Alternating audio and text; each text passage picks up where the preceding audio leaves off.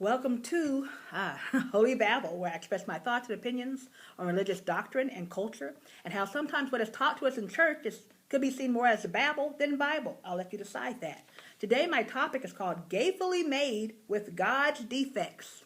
There's a title for you, but it's not just, it's really, there's a lot underneath that umbrella, but I'm going to get to that here in a minute. If you believe in the Bible and that we all came from Adam and Eve, not Adam and Steve, right? How many times have you heard that in the church? God did not make Adam and Steve. Everybody, ha, ha, ha, ha. He made Adam and Eve. Excuse me. Or he didn't make Alessandro and Esperanza, or Adrian and Yvette, right? But either way, the apple has fallen far from the tree, okay? We have all these different variations from two people. Supposedly, from two people, all these different variations are falling under this umbrella from two people. On top of skin color, you still have gay people, you have little people, you have conjoined twins, people with vitiligo. Now, hold on, you're like, well, duh, I'm going to get to that, okay? All that stuff. Are all of those people and things an abomination of God, as we've been told about homosexuals and all the different, God, they've added so many letters on to the LGBT, I'm caught up on all that. But all these different types of ways humans are. Now, some people say, oh, gay is not natural, right? It's a choice. For some people, it is a choice. Let's own that. Some people, it is a choice. Sometimes, and that's even that's even more complicated. Some people, it wasn't a choice by choice, meaning they got abused by maybe multiple males in their circle, their family, whatever. And that's why they just didn't want to be. They didn't trust men, or somebody who should have protected them, who was a male, didn't protect them. So you have those people who no, I just don't want to be around a man at all. You have people who are born that way. You have people say, yeah, I'm open to anything. You have that too. But anyway, is all that a really abomination of God? So if that's the case, how many other people who come out a little different than the rest of us, do we say they're abomination of God too? Or is that just a natural evolution of the human race, right? Are all those things inside Adam and Eve's DNA? If God didn't create Adam and Steve, it doesn't mean that they didn't come from Adam and Eve's children. After all, in the beginning, the world was populated through incest, right? So usually health issues result from that. And that's also why King Tut, they saw he had deformities and stuff going on because his parents were like brother and sister or first cousin and something like that. So they could see in his body where, he wasn't quite as healthy as he should have been. So at that point in time, incest was not a bad thing, but a necessary thing if you believe in what the Bible tells you, but a necessary thing to populate the world up to a point. All right? And then when there were enough people, enough choices, and maybe the health issues had died down, maybe, we don't know, but maybe the health issues had died down a little bit. Some of it would, it would become a sin later on. Now, I could argue, hey, why didn't God just make more than just two people? Why could you make two different couples?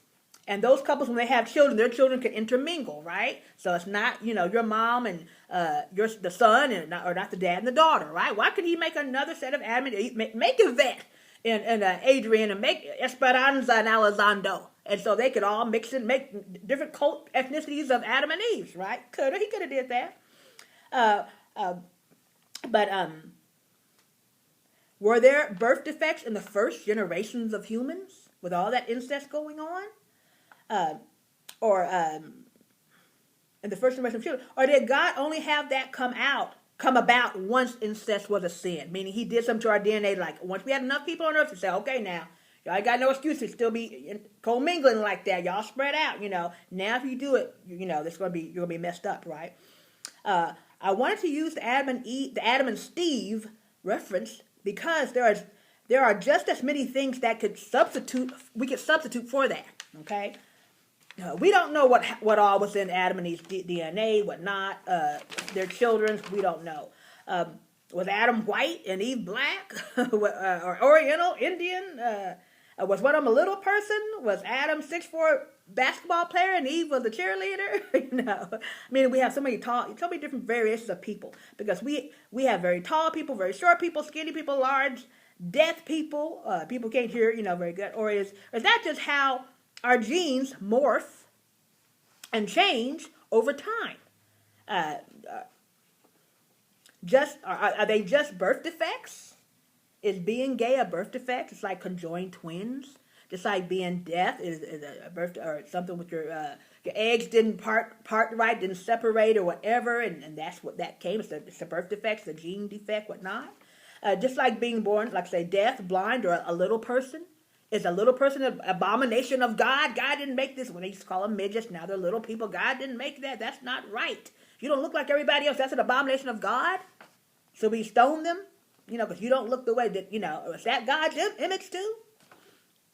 But that's a possibility. But more than likely, it's just a mutation of genes. Just another way of saying it. Could be a mutation of genes. So if you have a mutated gene, is that abomination of God? Is that really evil? Does it really mean it's bad? Because it's not exactly like you or someone else's, right?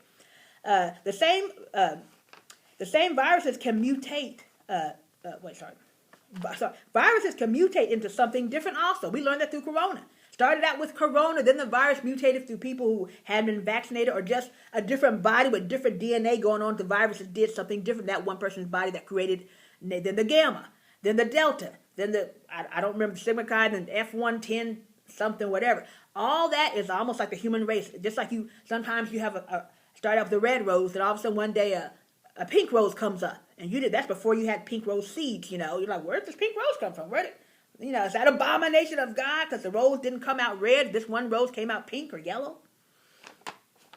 So we definitely learned about that through Corona, how things can mutate and turn into something else. Sometimes better, sometimes worse, sometimes about the same, whatever.